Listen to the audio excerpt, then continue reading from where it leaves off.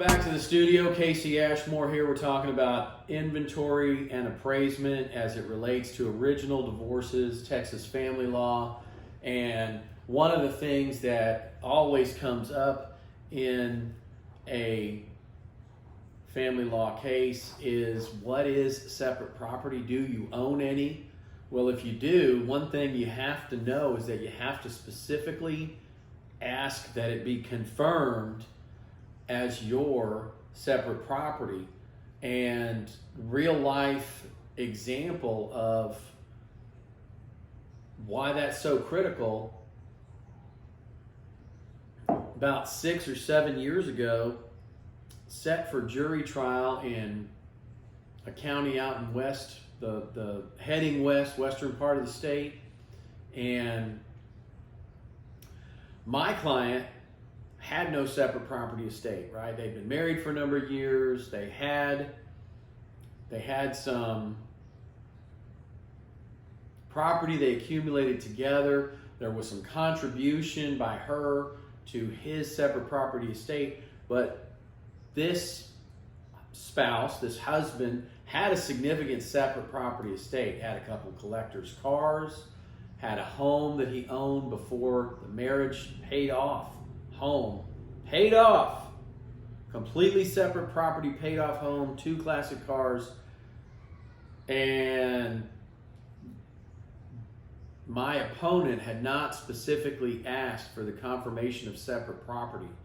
And if we had put 12 jurors in the box, that could have been a life changer for that client, because that means that the jury would have only been able to consider, and the judge would have only been able to consider, that that property fell under the presumption that it was community property. So separate property is a big deal. You got to think about all your little gifts, all your inheritances, all the things that you may have had. You had some old motorcycle, man. If you got a 1974 Harley Davidson Super Glide that you've had for forever, you know, that's your separate property. Your wife came into the marriage with her Lexus hardtop convertible and y'all have always kept it. That's her separate property, right? Jewelry from grandmother, heirlooms, things like that existed, you know, a copy of the Gutenberg Bible that great-great-great-grandpa gave you on the Chisholm Trail, whatever it is, right? That stuff's your separate property, and you've got to specifically ask that it be confirmed. So the other thing about specific property, these are the things I hope I'm hitting on, right? It's a property accumulated or possessed or purchased before the marriage, right? And then there's some inception of title things for property that is specific to that, like real property, like land, like automobiles, right? So if it was purchased before the marriage, there in itself is evidence of the inception of title, which means you've got an argument that it's completely separate property, and it should be confirmed as your separate property. So you must disclose it in your inventory, and you must specifically ask in your pleadings that your separate property be confirmed.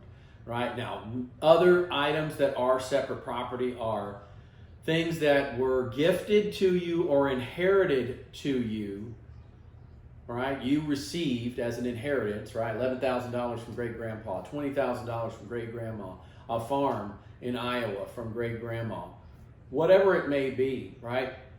Daddy's hunting rifle. Those items are separate property if they're gifts or inheritances. And then likewise, any property that your spouse received during the marriage that was a gift or an inheritance, right? That's that spouse's separate property. So these are things that need to be included in that inventory. So other things that you need to consider are, let's talk about that $11,000 that grandma gave you during your, just a gift from grandma. Love you. You're a great grandson. Here's $11K. Then you use that money to buy an asset, right? You use that separate property money to buy some asset.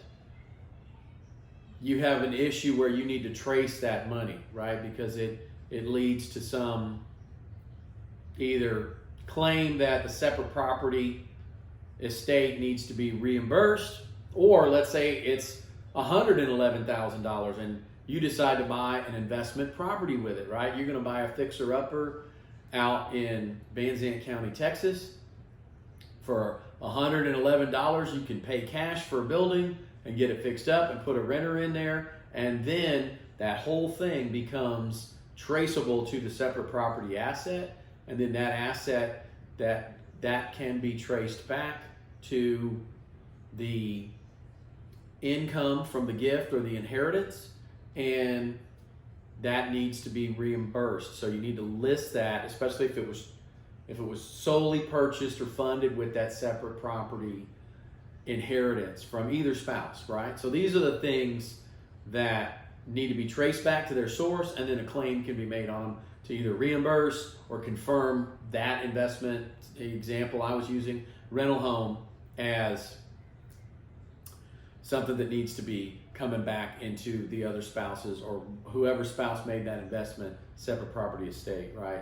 So the community basically reimburses, or it just gets carved out completely, however it needs to be done.